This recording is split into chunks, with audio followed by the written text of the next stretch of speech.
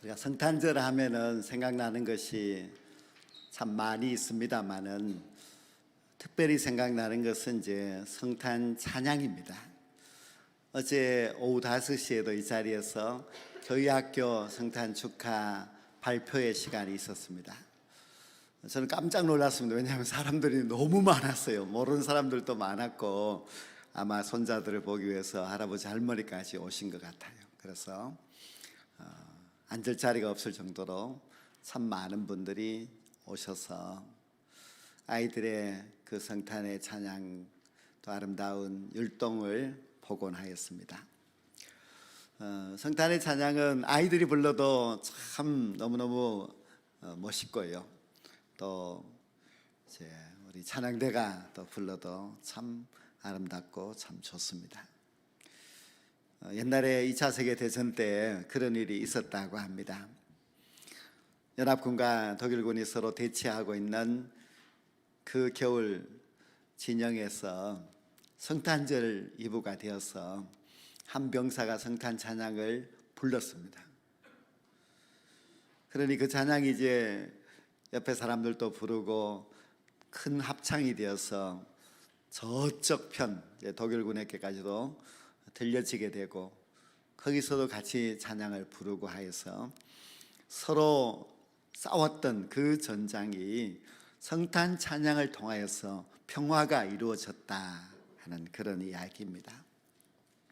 오늘 성탄 축하 찬양을 부른 우리 찬양대에 부른 찬양도 감동적이고 또 하나님께서도 우리들도 다 기억이 되는 그런 귀한 찬양인 줄로 믿습니다. 그런데 예수님의 탄생을 축하하는 그 성탄 찬양을 가장 먼저 부른 것은 천군 천사들입니다. 지난 주일날 말씀드렸듯이 천군 천사들이 나타나서 하늘에는 영광이요 땅에는 평화로다 하는 그런 찬양을 불렀는데요. 한번 생각해 보면 천군 천사들이 불렀던 그 찬양은 얼마나 웅장하고 얼마나 아름다웠겠습니까? 천사들이 노래 못하는, 찬양 못하는 그런 천사들은 아마 없을 것이니까요. 그래서 아마 베들레헴 그 지경 밤에 천군 천사들이 불렀던 그 찬양은 이 세상의 어느 찬양대도 따라갈 수 없는 너무 멋진 찬양이었을 것입니다. 그런데 우리 인간으로서 가장 먼저 성탄 찬양을 부른 것은 누구냐 하면은요, 목자들입니다. 그래서 양을 지키던 그 목자들이 가장 먼저 성탄 찬양을 불렀습니다. 오늘 본문 20절 마지막에 보면은 목자들은 자기에게 이르신 바와 같이 듣고 본 그 모든 것으로 인하여 하나님께 영광을 돌리고 찬양하며 돌아가니라고 했습니다. 목자들이 천사들의 말을 듣고 마국간으로 달려가서 아기 예수를 보고 난 이후에 그들이 하나님께 영광을 돌렸는데 어떻게 영광을 돌렸는가 하면은 찬양으로 하나님께 영광을 돌려드렸습니다. 찬양은 우리가 하나님께 영광을 돌려드리는 아주 중요한 방법입니다. 우리가 찬양을 통해서 하나님을 영화롭게 얼마든지 할 수 있기 때문에 찬양은 참 중요합니다. 특히 여기 목자들의 찬양은 하나님께 영광을 돌려드리는 찬양이었는데 그 찬양은 너무 귀한 첫 번째, 인간으로서 첫 번째 하는 그런 찬양이었습니다. 근데 한번 생각해 보십시오. 이 목자들이 불렀던 그 성탄 찬양은 어땠을까? 천사들의 찬양과는 수준이 많이 떨어지겠죠. 목자들은 그 당시에 하층민들입니다. 그들이 뭐 음악을 잘 배운 사람들도 아니요, 또 멋진 악기를 갖고 있는 것도 아니요, 우리가 예수님의 탄생을 축하하기 위해서 미리 한 달간 연습하자 그렇게 한 것도 아니기 때문에 갑자기 가서 그 베들레헴 마국간에서 아기 예수님을 보고 불렀던 그 목자들의 찬양은 아마 좀 형편이 없었겠지요. 잠을 잘 자고 있는 아기 예수님을 깨우는 아주 시끄러운 찬양이 될 수도 있었습니다. 그러나 분명한 것은 그 목자들의 찬양이 하나님께 영광이 되었습니다. 성탄의 찬양이 하나님께 영광이 되는 찬양이었습니다. 우리가 성탄의 찬양이 하나님께 영광이 되는 찬양이 되어야 하는데, 어떻게 하면 우리가 하나님께 영광이 되는 찬양을 부를 수가 있겠습니까? 우리가 뭐 성탄 찬양만 부르는 것이 아니라 우리는 일생 동안 찬양을 하면서 살아가야 하는데, 우리의 찬양이 하나님께 영광이 될 것이냐 안 될 것이냐, 그 점에 대해서 우리가 깊이 생각해 보아야만 합니다. 목자들은 참 이렇게 대단한 찬양대가 아닙니다. 목자들은 대단한 음악성이 있거나 악기가 좋거나 그런 것도 아니지만은, 그러나 그 목자들의 찬양이 하나님께 영광이 되는 찬양이었습니다. 우리가 하나님께 영광이 되는 찬양은 아주 유명한 가수들이 불러야 된다, 그것도 아닙니다. 굉장히 많은 찬양단원이 있어야 된다, 그것도 아닙니다. 또 장소가 중요하냐, 그것도 아닙니다. 이 목자들에 보면은 그런 것은 전혀 없었지만은, 그러나 그들은 하나님께 영광이 되는 찬양을 불렀습니다. 어떻게 하면 하나님께 영광이 되는 찬양을 부를 수 있을까? 어떤 아주 유명한 목사님이 이런 말씀을 하셨습니다. 참된 찬양은 신앙의 체험에서 우러나온다 했습니다. 참된 찬양, 신앙에서 우러나온다. 저는 이 말에 굉장히 동의를 합니다. 여러분들도 아마 동의를 하실 겁니다. 어떤 집사님이 찬송을 부르는데, 나 같은 죄인 살리신 그 찬송을 부릅니다. 나 같은 죄인 살리신 주 은혜 놀라와 잃었던 생명 찾았고 광명을 얻었네. 근데 그분이 그 찬송을 부르면은 눈물이 납니다. 오랜 세월 동안 예수를 떠나서 세상에서 살다가 다시 주께로 돌아와서 나 같은 죄인을 살려주신 주 은혜가 놀랍다고 부르는 그 찬양은 아름답기보다는 감동적입니다. 왜냐하면 거기는 신앙이 담겨져 있기 때문에 그렇습니다. 하나님께 영광이 되는 찬양은 신앙 체험을 통해 신앙 고백적 찬양이 되어야 합니다. 입술로 부르는 것이 아닙니다. 음악 실력보다도 더 중요한 것은 신앙의 찬양입니다. 신앙의 고백이 담겨져 있는 찬양을 부르면 하나님께 영광이 됩니다. 신앙 고백이 담겨져 있다면 그것을 누가 부른다 할지라도 그 찬양은 굉장히 은혜가 됩니다. 앞으로 우리는 찬양을 할 때마다 내가 부르는 이 찬양이 내 신앙의 고백이 맞는가 생각해 보고 부를 때에 그 신앙이 담겨져 있는 찬양이라면 하나님께 얼마든지 영광이 될 수 있습니다. 저는 어릴 때 조그만 시골 교회를 다녔는데요, 그 시골 교회에서 간혹 특송을 하러 나오는 나이가 많은 안수 집사님이 계셨는데요, 그분은 꼭 나오면은 그 찬양을 부릅니다. 나 가난 복지 귀한 성에 들어가려고 하는 그 찬양인데, 마지막 후렴에서 길이 살리라 길이 살리라 저 생명 시냇가에 살리라 하는 그 찬양 부를 때 음은 좀 틀리지만은 그 모습, 그 집사님의 모습을 보면은 마치 천국의 생명 강가에 서 있는 그런 모습으로 보였습니다. 신앙 고백적인 찬양, 이것이 하나님께 영광이 됩니다. 우리가 찬양을 부르지만은 이 찬양이 은혜가 되는지 안 되는지는 누가 아느냐? 자신이 가장 잘 압니다. 우리가 입술로 찬양을 부르는 것인지 정말 신앙으로 찬양을 부르는 것인지 자기는 잘 알고 있습니다. 오늘 본문에 나오는 목자들의 찬양은 어떤 찬양입니까? 천사들이 나타나서 목자들에게 온 백성에게 미칠 큰 기쁨의 좋은 소식을 너희에게 전하노라. 오늘날 다윗의 동네에 너희를 위하여 구주가 나섰으니 그 그리스도 주시니라. 이렇게 가르쳐줬어요. 그러니까 목자들이 그 소식을 듣고서 이제 달려갑니다. 근데 여기 말씀에 보면은 아주 빨리 갔다 하는 말씀을 강조하고 있습니다. 베들레헴으로 빨리 달려갑니다. 여러분, 신앙은요, 빨리 달려가는 것이 좋은 신앙입니다.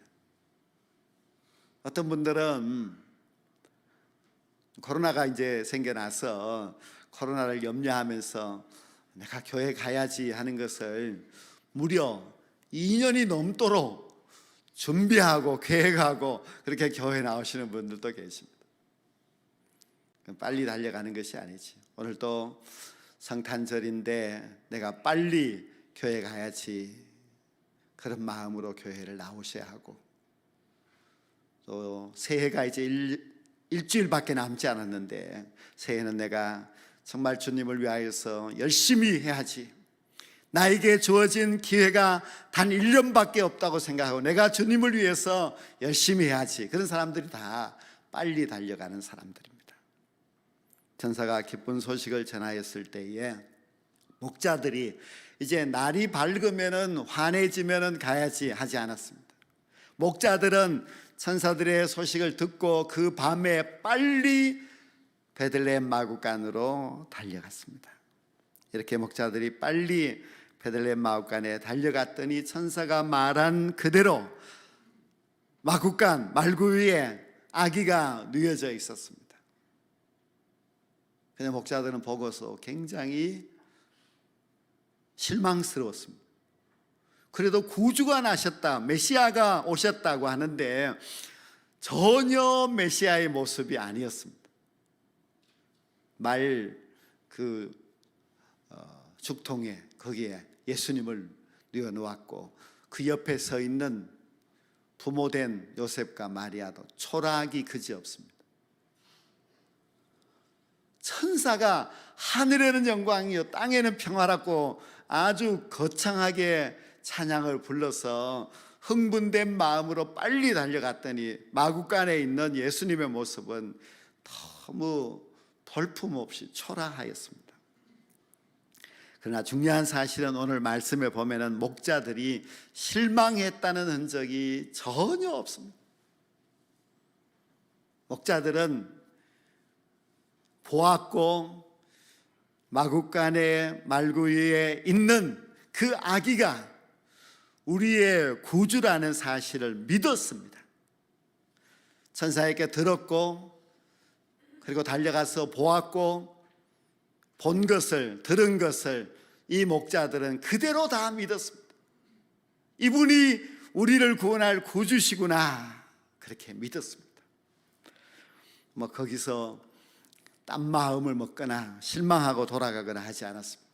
그런데요, 이제 목자들이 막 달려가서 거기에 이제 마리아와 요셉만 있었는 것이 아니라 다른 사람들도 있었는데 천사가 나타나서 우리에게 이렇게 전했습니다 하는 내용을 이제 알려주었습니다. 그런데 거기에 그 말을 들은 사람들이 어떻게 반응을 했는가 하면요, 놀랍게 여겼다. 그리고는 그들은 그냥 가버렸습니다. 그 사람들은 이 목자들이 전한 말을 듣고 야, 참 신기하다, 놀랍다, 그 정도만 생각했지 그 아기가 구주구나, 내가 이 아기께 경배해야 되겠구나, 이런 마음을 가지지 않았습니다. 사람들이 다 듣는다고 안다고 해서 믿는 것은 결코 아닙니다. 오늘도 아마 여러분들께서 설교 말씀을 들으면서도 그래 그렇구나 하는 것을 아는 정도에 그치고 그냥 돌아가는 사람들이 분명히 있습니다. 아는 데서 끝나지 아니하고 듣는 데서 끝나지 아니하고 실천하는 사람들이 참된 신앙인입니다. 이 목자들을 보십시오. 천사들에게 들었습니다. 그리고 그들은 가서 그 사실을 전하였습니다. 이 목자들이 성탄의 첫 번째 증인들입니다. 이들이 믿지 않았다면 가지도 않았을 것이고 또 믿지 않았다면 경배도 하지 않았습니다. 그들은 정말 실천하는 신앙인들입니다. 자기들이 믿는 바를 그대로 전하는 사람들입니다. 그 모습이 너무 초라하기 그지없어도 그래도 그 아기 예수께 찬양하며 경배하는 사람들입니다. 우리가 진짜 신앙인이 되려면은 우리는 듣고 잊어버리는 자가 되어서도 안 되고 듣고 깨닫지만은 실천하지 않는 사람들이 되면은 아무런 신앙의 성장 발전이 없습니다. 듣고 믿어야 됩니다. 믿었으면은 그렇게 살아야 됩니다. 가서 전하든지 가서 봉사하든지 순종하고 실천하든지 그렇게 해야 그것이 참된 신앙인의 모습입니다. 이 목자들이 물론 전하는 것도 잘했습니다마는 그들이 한 가장 잘한 점은 바로 찬양을 통하여서 하나님께 영광을 돌린 사실입니다. 그들은 자기들이 체험한 것, 그것을 찬양했습니다. 천사부터 들었고 그들이 또한 베들레헴 마구간에서 보았던 것을 그 마음속에 감격이 되어서 하나님 앞에 찬송을 부르며 영광을 돌렸습니다. 영광을 돌렸다 하는 그 말 속에는 신앙이 들어가 있습니다. 믿음이 들어가 있고 그것에 대한 확신이 있었기 때문에 영광을 돌립니다. 입술로 하는 그런 영광이 아니라 그들의 마음 중심에서부터 믿음의 찬양을 불렀습니다. 전혀 의심하지도 실망하지도 아니하고 하나님이 이 땅에 구주를 보내주신 그 감격, 그리고 아기로 이 땅에 태어났지만은 그분이 바로 우리의 구주라고 하는 그 사실을 믿고 하나님 앞에 정말 멋진 찬송으로 영광을 돌렸습니다. 우리 찬양대 또 찬양단 우리가 모든 성도들 다 우리는 어차피 죽을 때까지 찬양을 수없이 합니다. 그러나 그 찬양이 믿음의 찬양이 되어야 합니다. 성탄절을 맞이하는 우리들도 목자들과 같이 신앙의 찬양, 은혜 받은 자의 찬양을 하나님께 드릴 때에 그 찬양이 바로 하나님 앞에 영광이 될 수가 있습니다. 정말 일생 동안 나 같은 죄인 살리신 주 은혜 놀라와 이렇게 찬양을 부를 수 있어야만 합니다. 우리는 우리의 신앙의 고백으로 하나님 앞에 찬양을 드릴 때 그 찬양이 분명히 하나님 앞에 영광이 됩니다. 듣는 모든 사람들이 은혜가 됩니다. 그리고 부르는 자기 자신도 은혜가 됩니다. 주님을 만난 그 감격 속에, 그리고 내가 믿고 내가 의지하는 그 주님을 위해서 우리가 뜨겁게 찬양하며 살아가게 될 때에 우리의 찬양뿐만 아니라 우리가 행하는 그 모든 삶이 하나님 앞에 영광이 반드시 될 줄로 믿습니다.